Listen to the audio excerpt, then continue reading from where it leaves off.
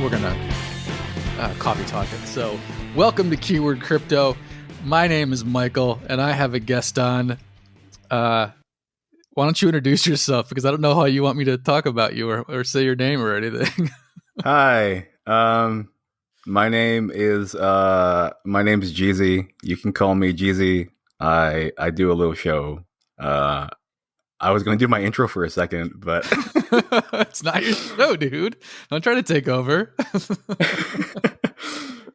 What's the name of your show? I do a little show called Token Not Needed. It's a show. Yeah, so it's another crypto show, and but I didn't bring you on for that. I brought you on for something else that we'll talk about. But if you haven't, so we'll plug your show. We'll plug everything at the end. Why don't we just jump into it? I get this voice message from Jeezy about like 3 or 4 months ago through Anchor, and I swear to God, I'm like a Luddite or an Amish Luddite, and I'm like, what the fuck is this? And who's sending me a voicemail through Anchor? So Anchor, if you don't know, is where I host my podcast, and if you're just now listening, I have my own website now, but I used to be like, you just would go to Anchor. I would send you to Anchor to do it. And so I was like, who is this person sending me something saying like we should meet, like we should talk sometime? And then I couldn't figure out how to respond to you. I literally did not know, and it wouldn't tell me anything about you. So like when I clicked on your profile, it wouldn't come up. So I'm like, I don't know who this guy is. I don't know how to respond to him. Whatever. So like a month or two later, I was clicking through something. I was on the desktop version. I was like, oh, that's how I can respond to him. And then I messaged you, and then we started chatting on Twitter and stuff. And Jeezy has a Telegram group and a Discord group. And yes, he does. I don't know. Why don't you talk about those two groups? Well, firstly, like I wouldn't have known how to respond to someone either. And in fact, I have a few voice messages on Anchor that I haven't replied to in like 5 months. So, all right, I don't feel so bad then. Yeah, like I thank you for replying, because I sent out 2 other messages to 2 different people, and they were like, who the hell is sending me messages? And they never replied. But one, I love your show. I think what you do is special. Thanks for having me. Yeah.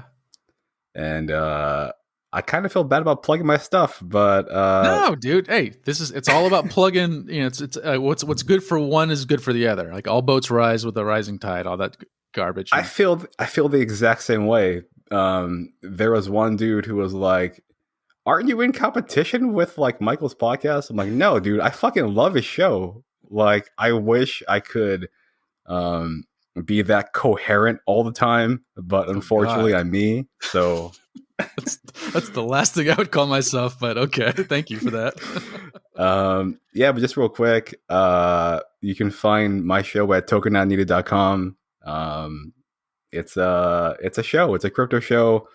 It's very condensed. I try to make it fun, because if I'm not having fun, then I don't record, which, if you haven't noticed, I haven't put anything out in like 3 weeks. Yeah.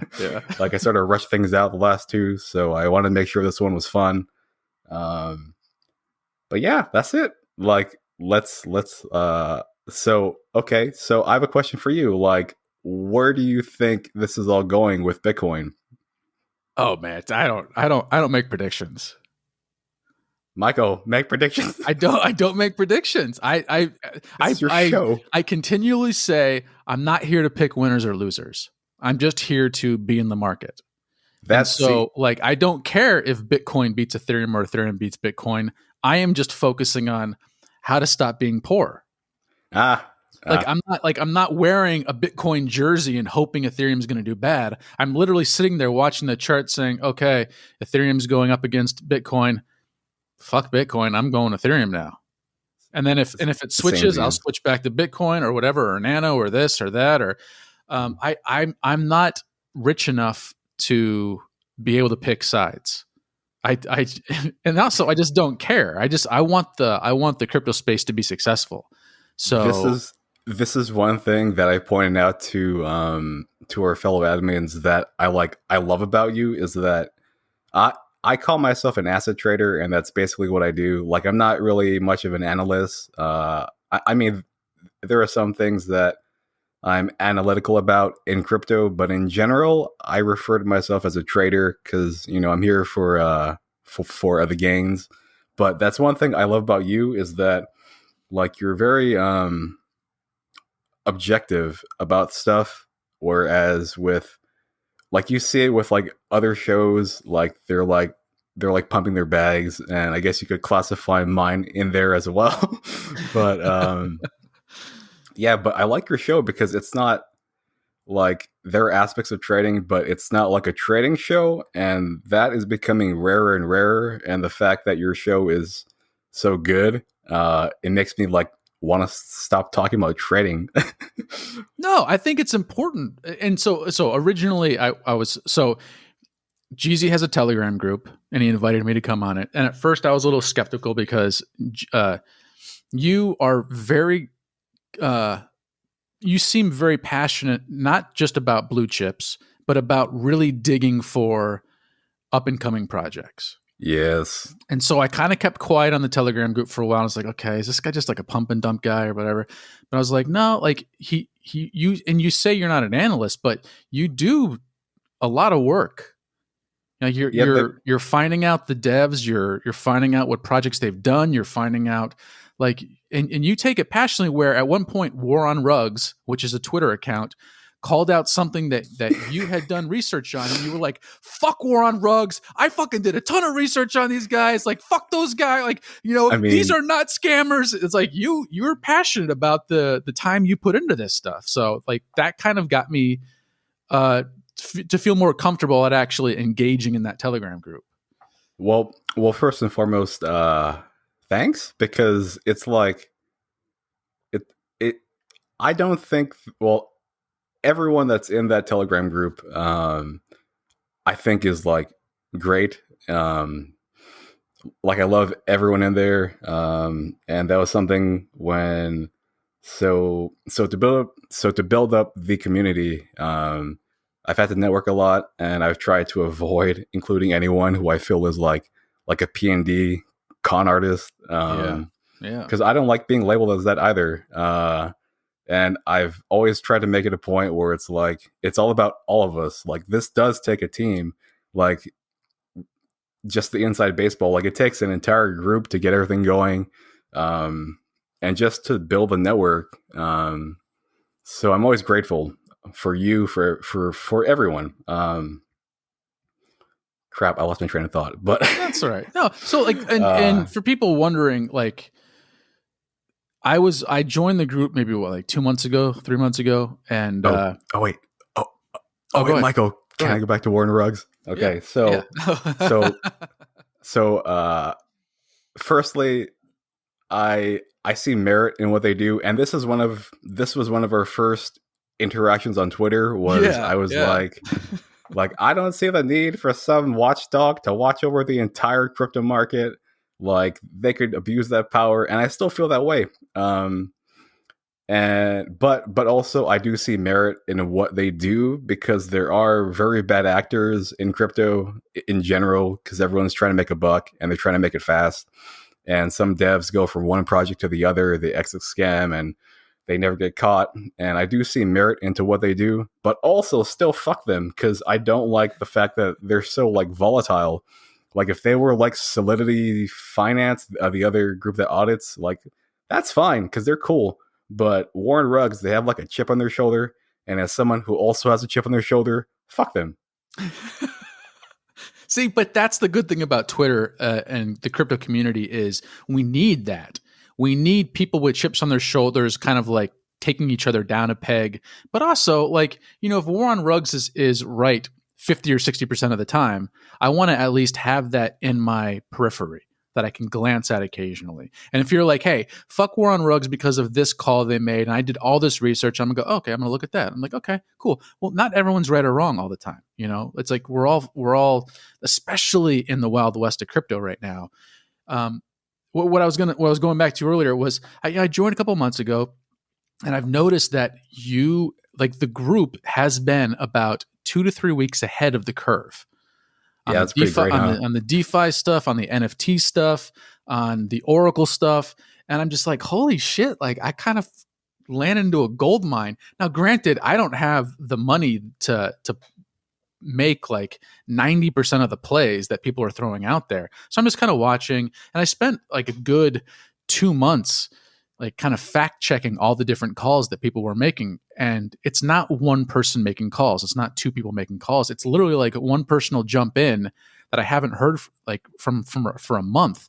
Be like, hey, I found this thing. I think it might be good. Can people check it out? And then like within like 2 or 3 days, you're like, yeah, that's pretty solid. Like that dev worked here, blah blah. It's been audited there, and like all the stuff that I it's so mind numbing to me to do all that research. And What? and then I look What? at it, and then like within 3 days, it jumps like 500%. I'm like, how do you guys find these things? And then all of a sudden, a week later, Chamath is talking about it on CNBC or something like that. And I'm just like, okay, like this is kind of crazy how you guys are doing this. And but like you said, it's a whole team of people, and it's not like you've hired this team. It's just people who are passionate about this kind of got together and they're talking about it, and that's exciting for me as somebody who doesn't like to trade, because I feel like I'm actually getting some like a little bit of information through osmosis. Yeah, like when I refer to the group as a team, like I'm dead serious. Like some people think it's a marketing gimmick, and in part it is, but in my heart of hearts, like everyone in there is like team. Like we're sort of like becoming like a family, and it's cool that it's not just like my ideas that are doing well. It's like everyone's ideas do well, and everything pumps like 10 times. It's amazing. And just going back to your point where it's like, it's not like you hire them, dude. Don't give them the idea that I gotta pay them because I don't have that money. Now, to be fair though, your that channel for the most part is tiny fractional market cap coins that are just coming out, that that developers are like, they have an idea, they tweet about it, they spend a day on it, put up a website, and you're talking about it already. Like so Yeah. so a lot of this stuff is like it's having, 1,000% gains, 900% losses over the course of like a month, and that's just like, and so that's why I don't really do too many trades from that, because I'm not in a financial situation where I can take a ton of risks. But with those risks come a lot of rewards if you like being that, if you like trying to find diamonds in the rough. But if you get in low enough, then it minimizes all the risks, which is in part why I try to find things that are just like starting off, or if we get lucky. Build has been one of my favorite things ever. Not just because of the crazy multiple that I did on it. It was just luck. Where back before, so there's this board on 4chan called Biz. It's where a lot of people congregate still. But in 2020, it was a real special year and a real special time for that board, where people would shill stuff that was just coming out the gate, and they're shilling it at like 50K MCAP. And if you do the multiple for build with that MCAP in mind to where it is now, it's like, it's cool, and like it minimizes risk if you get in low enough. It's So cool. yeah, it's cool. Like I have no complaints. Like I sort of wish I held my back till now, like all of it. But like if you get in at a low enough entry, it minimizes a lot of the risks. And in general, I like, I love build. So to be clear, this is the one that's spelled Biddle, right? Buidl. Bildo? Yeah. Is that how you pronounce it? Well, it's like hodl. So Man, I've never said that out loud. So they spelt it like Biddle, and I'm just like, Hodl. oh, and I'm like, oh god. Do they really pronounce it as hodl? Well, I mean, like people on CNBC do. Really? Yeah. Wow. Yeah. And those are our compatriots in this market. Holy crap. I mean, it's all a joke. And so I think people did it, but like I mean, yeah, I kind of cringe anytime somebody like HODL was a joke and it was a meme, and then people would start like naming their businesses like that, switching words like, oh, we're gonna be Biddle and we're gonna have like the wallet, like the I don't know, like the Biddle wallet or whatever. And it's just like, oh my god, it makes my skin crawl. But I was like, whatever. Like Man, I've memes never work. pronounced build like that. I'm not going to start either. So Don't worry, don't Biddle. worry. Oh man, man, if I knew it was Biddle from the start, I would have sold out when it cracked 1 cent, and I wouldn't have gotten all these games. So that's kind of our history, and originally why I was flat out honest with you about not. I would love to be on your show, but not necessarily being on this show, is because this show isn't usually about like trading or taking risks or that. It's more about kind of like understanding the market and understanding the community in the space. But I felt like you tweeted something today, and I literally just asked him like an hour ago to be on the show. You tweeted something today that I felt was kind of important, and I wanted to pick your brain about. And you said that BAT, the BAT, the Brave browser token, was kind of like a meme stable coin because it was stuck at 25 cents for so long. And that was kind of the joke. It's been stuck at 25 cents forever. And it just went up to 60 cents today. And you said that's how Link used to be. Oh yeah. Viewed as a stable coin because it was at 25 cents. Link that is now like at $27. Link was forever at 25 cents. And you said it used to be considered like the joke was a stable coin back then too. And so my question is, were you watching it and getting involved in Link back then? Or are you just comparing the two because, you didn't make that jump in Link back then and wish you had? You don't have to answer that because I don't need to know about your bags or this or that. Okay, go ahead. Well, one, I'm sorry for interrupting. Two, okay. I'm all open. Like, I'm all for complete transparency. Yeah, but continue, please. And then the second question is, what you said some stuff about BAT that I have never thought of, and I've never looked at it like that because I definitely have been brainwashed by Bitcoiners into the whole trope of, does it really need a token?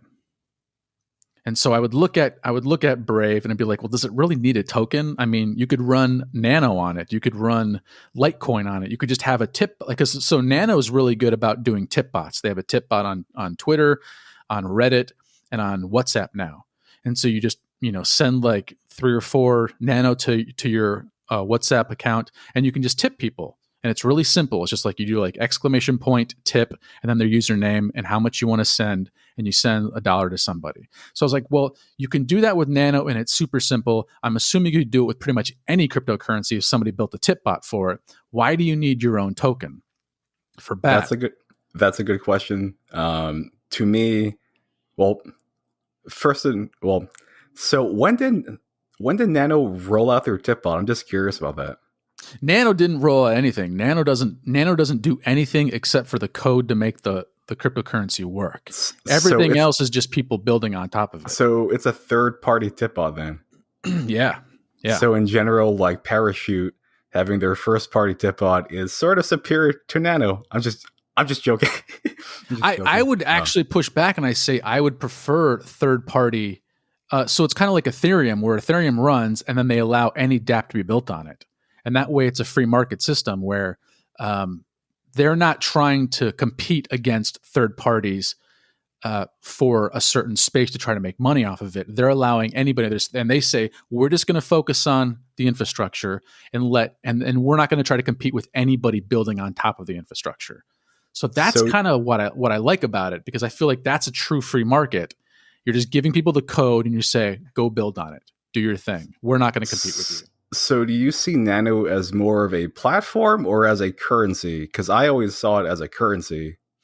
Yeah, I've been debating. I make videos of all the podcasts and I put them on YouTube. And I've been debating a couple of people on YouTube about this, because when I interviewed Colin, the creator of Nano, we had, we were kind of going back and forth about deflationary death spirals, like what happened in Japan, and a reverse of what's happening in Venezuela and Zimbabwe, where if the money becomes too volatile, where it's like it continually gets worth less or worth more, you have kind of opposite effects. And so I was saying, I don't necessarily know if you want Nano to be a currency. And when I talked with Patrick Lubris about it, he was saying he doesn't think it's going to be a currency either. We both think it'll be kind of like TCP/IP, where it runs in the background and everything kind of runs on top of it. So you'll still have credit cards, you'll still have PayPal, you still have all this stuff, and it all runs with Nano in the background. I could see that happening. I don't really see a fixed supply currency that isn't controlled by any one government being like the international standard. I just don't necessarily see that happening for Bitcoin either, though. So since you're the king of Nano, do they have smart contracts? I'm just curious. No, they are literally just peer to peer, 100%. They don't want, and that's the reason why they were able to not have to have like a central coordinator like IOTA does, is because they don't have all that extra stuff on it. It's literally just peer to peer, so it's nice and simple. Once you start adding smart contracts onto it, it's a complete nightmare. And then I was saying to somebody, I was throwing shade at them on Twitter. I love all the Nano people, but I definitely it's like poke the bear. I'm constantly poking the bear. I'm like, why aren't you people wrapping it on Ethereum and getting into DeFi? That's like, the meme. That's what XMR did. Why aren't you doing that? And they're like, and somebody's like, well, you can already, there's already a loaning platform that takes Nano. It's like, that's not the same thing. If you're not on Ethereum, which everything is being built on Ethereum right now, for the most part. I mean, so not everything, obviously, but the vast majority of things right now are being built on Ethereum. If you're not in that game, if you're not in the finance game, like you're missing out on a huge group of people who would be interested in that. And they're like, well, you're gonna have to pay fees. And I'm like, yeah, but that's not the same thing. Like if I'm sending stuff back and forth and then I send it to Ethereum to wrap it to like do some financial stuff with it, that's different. I know I'm going to pay a fee. It's like, that's like taking my $100 bill in my hand and putting it in the bank. If I keep it in my pocket, I'm never going to have to pay fees on that. As soon as I put it in the bank, though, I can start making interest on it. I can start doing this. I'm going to have to pay some fees, but hopefully I'm making more money than the fees. And then stuff can work with it. They can loan it out to somebody to build a park down the street, or, build a Denny's, or, whatever the hell people like, banks loan money out for. It's interesting when you bring up smart contracts and congestion, and that's what's going on with Ether. It makes me think about Litecoin integrating smart contracts. I wonder how that's going to clog up their network. And same thing with XMR. That's interesting. That's a real. Well, I mean, that's the reason why IOTA hasn't been able to get rid of their central coordinator. Well, it's because the smart contracts just cannot, like, they don't. It's just not decentralized enough. There's not enough user base running nodes and all that, from what I understand, to be able to keep it decentralized if they shut down that central coordinator. That, and isn't IOTA like dead or something? Apparently it's making a comeback. So I just, I talk so much shit about it, but Patrick Lubris, huge Nano person in the space, when I had him on 2 weeks ago, he actually is pro IOTA. He's like, I love the idea of it, even though it's not working. So he goes, I'm constantly keeping my eye on it, because if they can figure out how to make it work, apparently they got rid of their toxic devs and brought in a whole new team. And they have a lot of support from people in Germany. Sounds expensive. I know. It sounds like BSV to me, where they just need a ton of space. I am. Or Binance chain. I'm not going to say like I'm a champion of a BSV, but I do see value in holding some in case Craig does win his trial, which who knows what's going to happen with that. It's been going on for years. I just don't. I mean, look, I'm not like I said, I'm not a betting man. I don't pick winners and losers. But if somebody put a gun to my head, I wouldn't count on BSV being.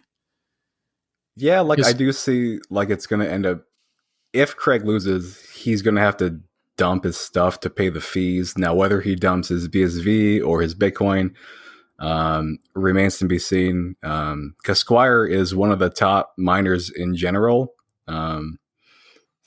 It's going to be a real interesting year, and it's only the first month. We're in the second month now, but yeah. Second month? Is it February? Yeah. February 12th, dude. We're halfway through. Almost halfway through. Time is flying, but time is also very slow right now. Yeah, it's all a big mind fuck with COVID right now. So I never know what day it is. Thanks to Elon and Wall Street bets, I have no idea what month it is, and I don't know what's going to happen with the entire market. But so, I mean, like, isn't from my very remedial understanding, BSV is kind of like Binance Smart Chain, which is kind of like EOS, which is like 10 to 15 and 10 to 15 comparison hurts. Well, so it's like 10 to 15 people running nodes around the world, and that's it. So it's almost completely centralized. You know, Binance Smart Chain, he can just turn it off tomorrow if he wants to, essentially, because he controls all the nodes, doesn't he? Doesn't Czeezy control all the nodes? Czeezy controls everything. He does he still have the majority share for Uni? Because that was ridiculous. I couldn't believe it when I saw that. I'm like, that dude is trying to not only start his own DEX season with Binance Smart Chain and PancakeSwap, et cetera, and so forth, but he's also trying to siphon volume from Ether's DEX season with like 1inch and Uni, and now he wants to just take over Uni and probably like turn it into like a BSC chain thing or something. I don't know. I wouldn't be surprised. How did he get so much ownership? How did he get so many Uni tokens? He's rich. Oh, so he literally just bought it. He saw how important it would be and how much of a competition it would be, so he tried to buy it out. That, or he is a low-key like trader like us, and he traded so much volume that he ended up with the majority share. Oh my god, dude. That's scary. So if it ever came to voting weight with Uniswap, that would be the downfall. So I guess at that point they can't ever make it completely decentralized in the sense of like putting it in the hands of, and I think that's a garbage. Like that's my problem with proof of stake anyway. I don't like majority ownership of a coin to be able to have like the stock market, because obviously the rich people are going to control it, and they're always going to do what's in their best interest versus the interest of the poor people. So like nothing will ever change as long as you give the majority control to the richest people.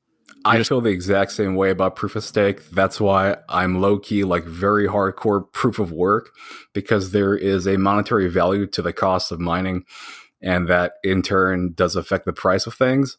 And like just for your point of like proof of stake is susceptible to rich people taking up the majority of any supply, and I've never liked that.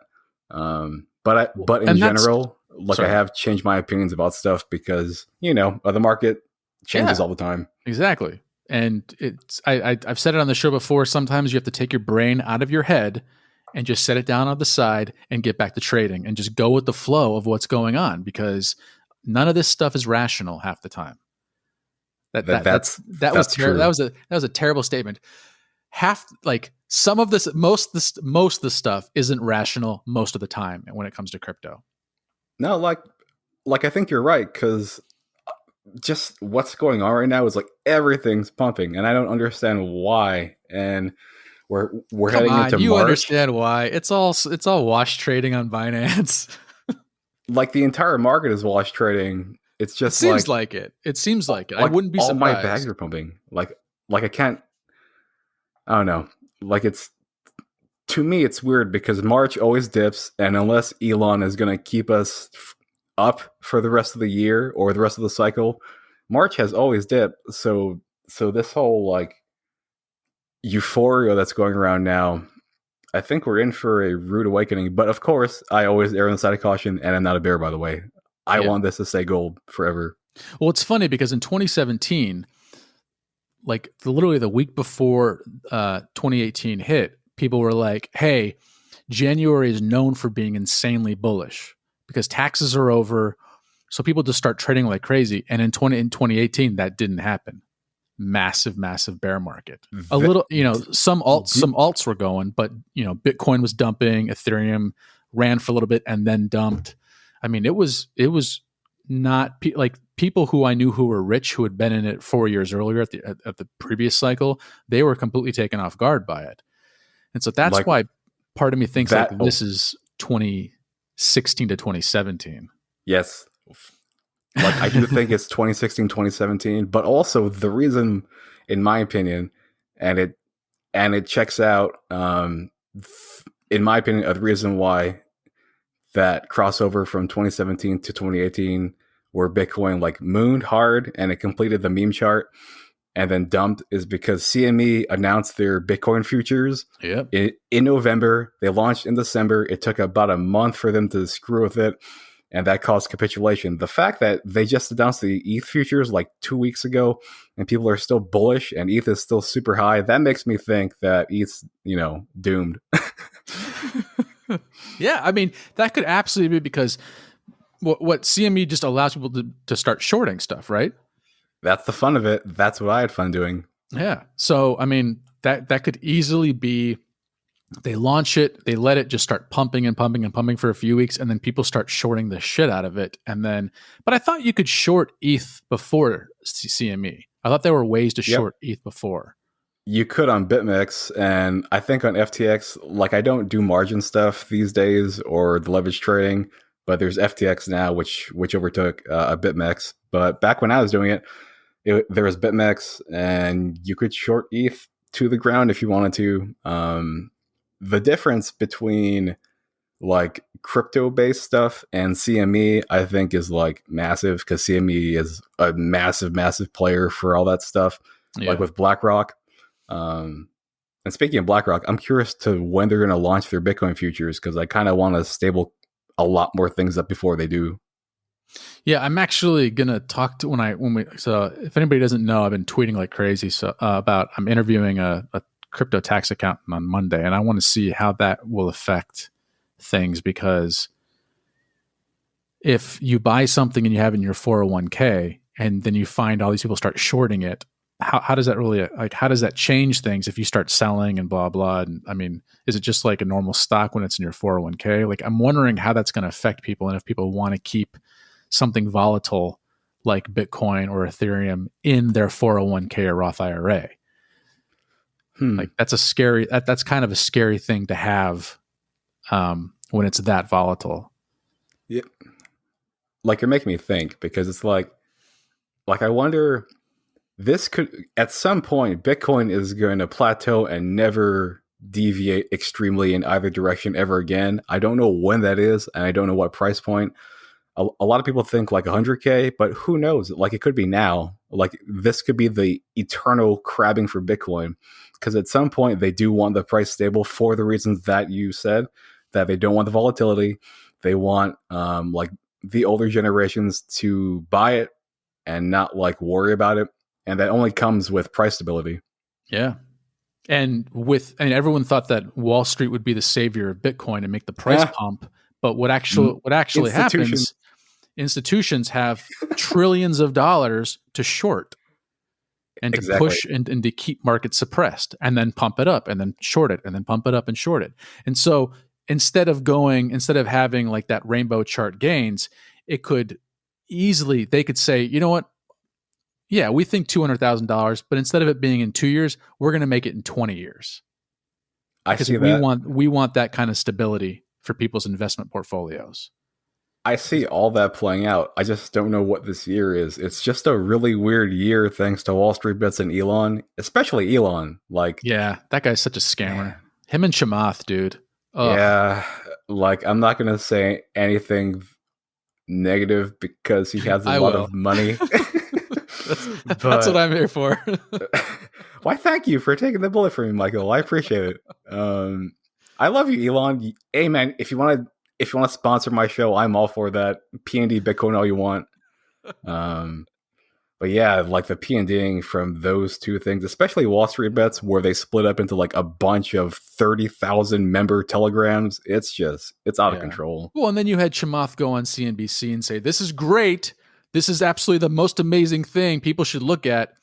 By the way, I just sold on my GameStop, and I think these people are amazing people, and you should totally give them your look. And they're changing the whole world, and everybody should be looking at this. Oh, did I mention I sold all my stock already for a massive 500% profit? And you should totally keep looking at GameStop. And it's just like, fuck you, Chamath. And then a week later, it's like, down from $400 down to like 70 or 50 or something like that. It's just like, what a dick.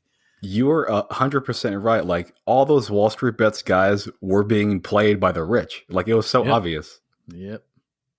And even like, you saw everyone's like, oh, diamond hands this, diamond hands that. And then people are posting, yeah, I sold mine for $4 million.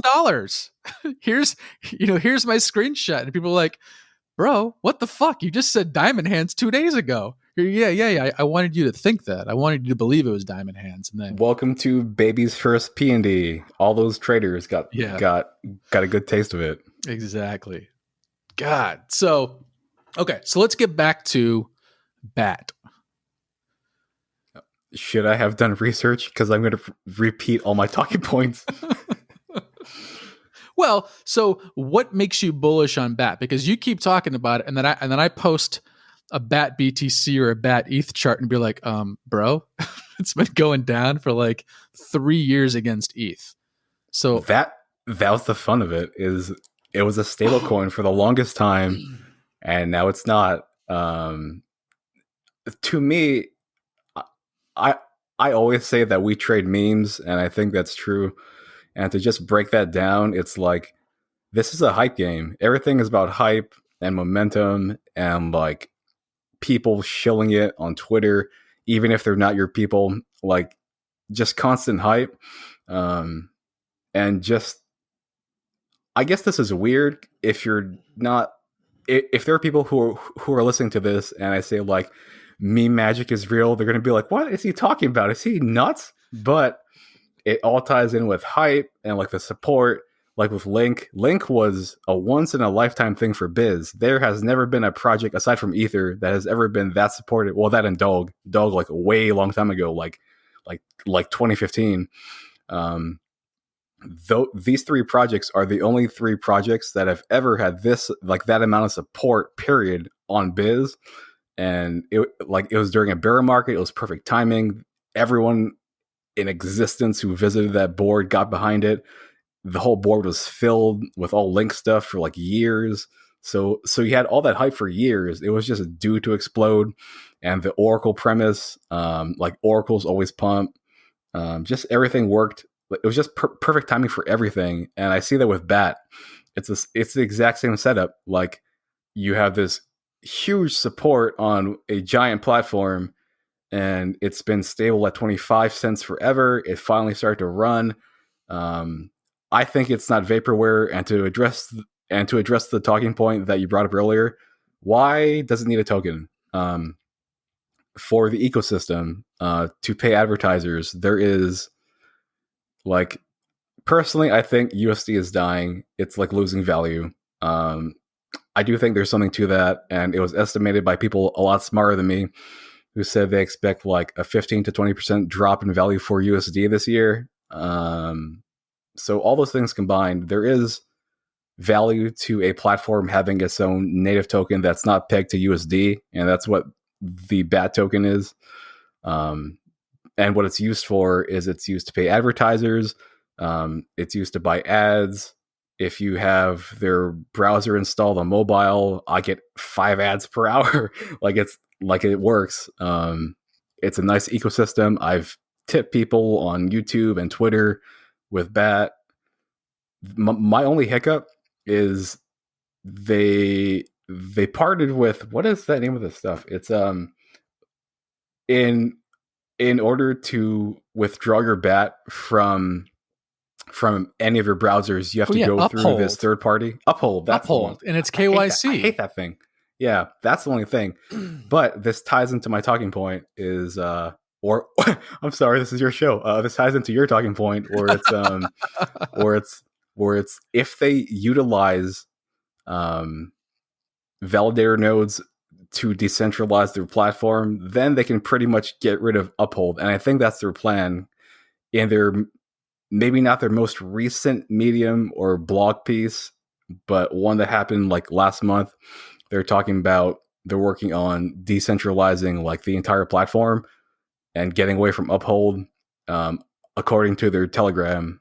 So if they do all that and it becomes a not true to, I'm not going to go on a tangent. I kind of want to say that decentralization in crypto is a meme, but if they decentralize their platform, it is, right? It is a meme. It's completely a meme. Like Nano wasn't. Completely. I mean, people say Nano's one of the most decentralized cryptos on the market right now, but it's still all the development is done by the Nano Foundation. Exactly. Like it's not, there's it's not really, it's not really decentralized in that sense. There's a centralized foundation. Like everything in crypto requires a centralized internet. Period. Like nothing is truly decentralized. The only true decentralization is Urbit, by the way. But Urbit is Urbit. That's the only true decentralization because they're building their own net. Okay. I'm sort of URBIT. We have never talked about this. We've never talked about really. It. No, Urbit. You realize this is the first time we've ever actually talked, right? Really, dude?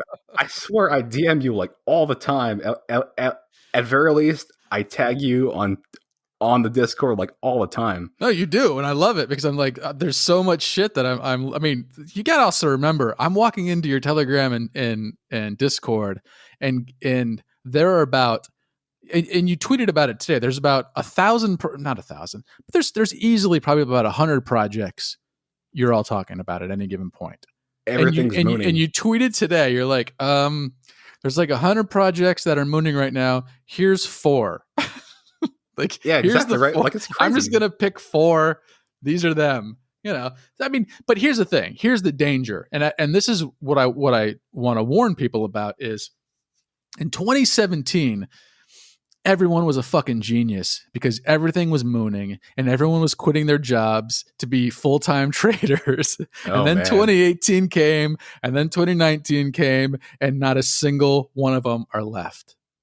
None of their YouTube channels are. No, I mean, like, here. Well, I mean, you're not selling something though. Like you didn't have a YouTube channel that you're trying to get revenue from. Like you're not, full-time, all that kind of stuff. Like all these people that thought they were geniuses because like, look, we're picking all these winners. And I'm not saying that you do that because you actually do a lot of research, but a lot of them were like 19-year-olds and everything was pumping. So they could literally just point at something on CoinMarketCap and shill it to their friends. And if they had 10,000 people, they could pump it for a week and then all of a sudden it would go to 0 and they're like, oh shit, I'm not a good trader and everybody hates me because so many good talking points there. So like just going back to the last one, it's there are certain people with like 50,000 followers on Twitter who do things in a real unscrupulous manner that I hate. Like Chamath.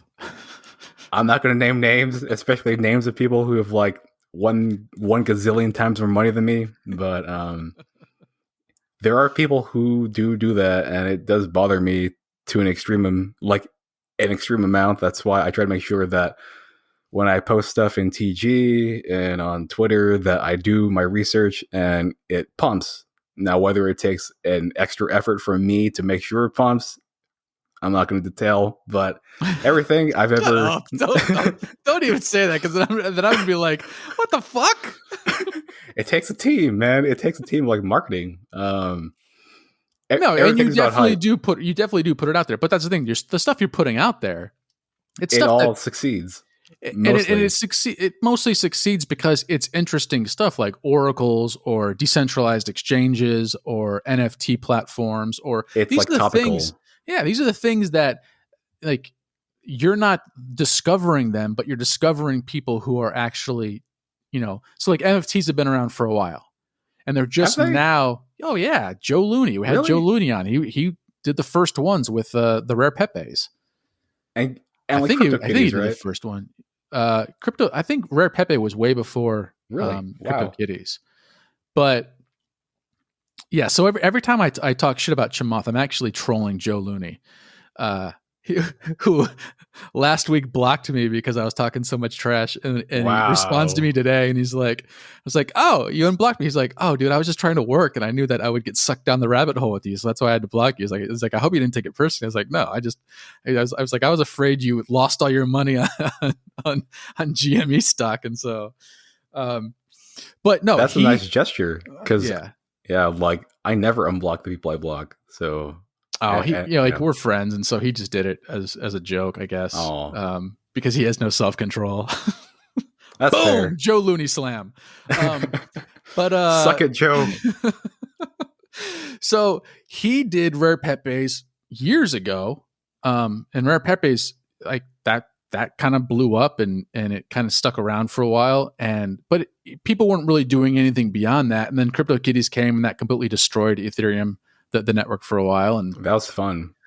but it's slowly starting to, like, people are realizing, oh, like it's gaining a lot of traction. And the fact that Chamath went on, I don't know if it was CNBC or something, talking about NFTs yesterday or today. Joe Looney, that's what that was his first text back to me, or tweet back to me. He's like, oh, sorry, I don't know if I should send you this. And I was like, you should absolutely send me this, because now I think it's the top for NFTs. I think he's gonna Yeah, fucking ruin maybe. it. Like, man, it's really hard. Like for me, who bases, like, I talk a lot of shit and I talk a lot, period, but a lot of my stuff is based off the TA I do on TradingView. And shout out to TradingView because you follow me. I love you guys. Don't unfollow me. But a lot of my analysis is based off of TA, believe it or not. So I don't know where the market's going. This may be a top for the entire like ETH cycle of all this like the DEX season and NFTs and DeFi, simply because they can't scale. And Vitalik has been like leading us along for the last like several years, being like, oh yeah, we're gonna scale this. We have Casper and we have this and that, and now we have this next whatever thing they're gonna do this year supposedly. They launched Beacon Chain in December of last year, but they didn't launch scaling. Why not launch scaling at the same time? Who knows? Gee, I mean, have you listened to that guy talk? I understand 1 out of 47 words he says at any given time. He is so smart, it scares me to hear him talk. Him and Lex Friedman, holy crap, man. When we were interviewing him, I try to blame the bad internet connection for why I wasn't like holding his feet to the fire more. But half of it was just like, he's like mesmerizing. He's like Professor X. We're just like doing that mind control shit. I'm like, yes, Vitalik, whatever. He's like a kaleidoscope. He is a living kaleidoscope of like thoughts. That's why he wears those unicorn tie-dye shirts, so people just be kind of like mesmerized and not be able to pay attention to what he's saying. Dude, I love that gimmick, man. He should wear that all the time. I know. He should dye his hair that color. He should. I don't know. It's already like, he's already like memeable enough as it is, so that might kind of push it over the edge. Man, you imagine? But what I like about what he's doing is just allowing anything to kind of happen. It literally is the Wild West. Whereas with Bitcoin, it seems like once somebody makes a decision, everybody has to get on board, or they're thrown out. You know, they're thrown off the island. So it sounds very centralized, huh?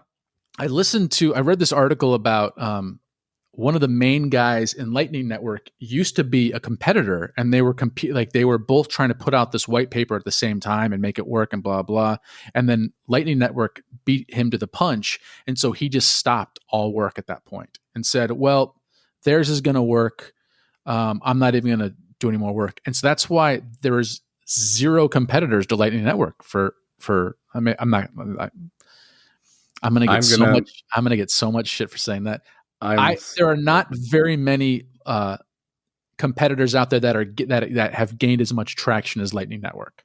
I'll say that. I mean, well, I kind of want to dive into my conspiracy theory about the banks and a MasterCard and et cetera and so forth funding Blockstream, but I'll just start off with, does Lightning Network even exist? It works 75% of the time, apparently. And it exists 25% of the time. I mean, most people I know can't get it to work just because you have to fund it to be able to use it. And So it's kind of like what I kind of equate it to is Lightning Network is like an ERC20 token. And somebody sends you an ERC20 token, and you're like, yeah, and then you try to send it to somebody else, you're like, you need gas. Nah. And you're like, well, what does that mean? They're like, you need to buy Ethereum to be able to send your chain link off the wallet. And you're like, I really don't even know what that means. So like, just go buy some Ethereum. Okay, where do I buy it? Well, find it at some exchange and go to KYC and this and that. Or you're like, fuck, okay. So I go to some exchange, I buy some Ethereum, I send it back, and then you know, every minute of the way I'm spending fees. I'm like, great, now you can send your chain link to so and so, and it says $17. What the fuck? Why am I paying $17 when it only cost me $3 to send ETH to ETH, like ETH from one wallet to another, but it cost me $17 to send Chainlink, which runs on ETH, but you told me I needed ETH to be able to send off. And people were like, $17 doesn't sound that expensive these days, by the way. Yeah, I know. It's like $50, $100. It's like $120 per transaction right now. Oh it's my fun. God. I I don't fully understand why ERC20 tokens cost more than ETH to send from wallet to wallet. I just accept it's something about the smart contracts. If I understand that correctly, and I probably don't, but it's like something about having to actualize the smart contract and blah, blah, blah. It costs like 3 times as much. Yeah, it's nuts. It's nuts. Okay, so let's get back to the main topic. You think that, or do you think that BAT could become completely decentralized at some point, and that's why it needs its own underlying currency to work? If decentralization means they integrate validator nodes to where people have to buy up like 10,000 tokens per node, then yes. In terms of actual decentralization, like being its own thing, even separate from the internet, and like the centralization of like having a centralized dev team and all that stuff, then I don't know. But as a trade, I like what I see. I do think they've hinted at validator nodes to quote unquote, or to quote, help with decentralization, end quote. Now, whether they actually become decentralized, I don't know because I'm not technically literate. But as a trader, I like that they've hinted at nodes because that means at some point, it's not just like traders, but also advertisers. They're going to have to buy up a giant chunk of like just a giant chunk of tokens, and that should bump the price. So I guess my second question is, what would stop a competitor from just copy pasting BAT, which is pretty much, which is just a Chrome spinoff. It's Chrome is underlying. The Chromium is the infrastructure of Brave browser. What would stop somebody doing that and then having a Lightning Network wallet or a Nano wallet or just a crypto wallet that allowed any cryptocurrency to run in the background? Yeah, that's a good point. There is this trend going on with all-in-one crypto wallets just doing well and succeeding, like Celsius. When Celsius first launched, I think a few years ago, I was like, oh, that's cool. It's a wallet. It does swaps and it's a wallet. Doesn't even do swaps anymore. Does it? No, it doesn't even do swaps. Why is it top 15? That MCAP of that thing should not be that high. To be honest, I don't understand why. It's just a lending. It's just a lending platform now. That's all they do. Lending and interest. That's ridiculous because Parachute does way more than that, and Parachute's like multiples lower, and their devs actually work. I've tracked that project for like 4 years. I don't even know what Parachute is. What the hell's Parachute? It started off as a Telegram tip bot, but they've created their own wallet. They're working on a fiat on-ramp. They just added staking last year when Uniswap went crazy. And they just launched some sort of synthetics platform on themselves, which caught me by surprise. I didn't even know that was going to like happen. Oh, they're the ones who do Hedgy. I have a couple Hedgies. Yes. I have two. Really? I have, yeah, because that was like right when I was getting involved in it, and I don't. I think I made one for like $5 or $10, and then I won one in a contest. It was the Portugal Hedgie during World Cup. So That's cool. I have that. So if somebody wants to buy that off me, if any of my Portuguese listeners want to buy the official Portugal World Cup of 2018? Is that soccer? Yeah. Oh, I have no idea. You're a tennis freak. Dude. Tennis and fighting. Tennis and fighting? Is that what you said? Yeah, man. I've been as a slight tangent. I've been an MMA fan forever since like 2002. So yeah, but I am a tennis guy now. I love tennis. That's all you talk about on Twitter half the time, or for sports. Tennis. Oh yeah. Man, it takes so much time. But just going back so whenever the World Cup was, that Hedgie was out. Maybe it was 20. I wasn't involved in 2016, so it had to be 20. Maybe it was 2020. No, because it wasn't last year. When was the last World Cup? 2018, I guess, was the last World Cup. So I got the official Portugal Hedgie from them, but I didn't realize they also. That was a long tangent. I think this may be a sign. Like first and foremost, hit up Michael and buy that, and I hope Michael prices that at like 100 times its actual value. 1,000 ETH. 1,000 ETH. Buy it and support the show, because the show is killer, man. I'd never miss an episode. Well, you don't stop. You're gonna make me blush, and everyone's gonna think that I'm paying you to do this. It's a great show, man. So. You guys should be like the top crypto podcast. Well, eventually, maybe one day it will be, but I don't know. I don't like. That's the thing. Like, JJ's making his app. He's trying to actually make money because the show doesn't make any money. So, now I'm just like, I'll just do like one show every like 2 weeks. Do some fun stuff. I am going to give a little quick plug. We got to wrap it up pretty soon. A quick plug. I'm doing, and I don't know if I talked about this in the Telegram group. I'm testing out seed phrase protectors. Like those like metal things. Oh, dude, I was going to post that in the group, man. I saw that the other day. Those are cool. Yeah. So I bought like 6 or 7 and I'm testing them out. And then Crypto Steel sent me like a deluxe one with 2 of them in there. And it's like $180 if you get it in the US, just because of shipping and conversion rates and all that. And they sent me an extra one to give away to people. So and you say the show doesn't make money. Dude, you got two of those for free. That's like $400 for free. No, I paid for one. They gave me one for free.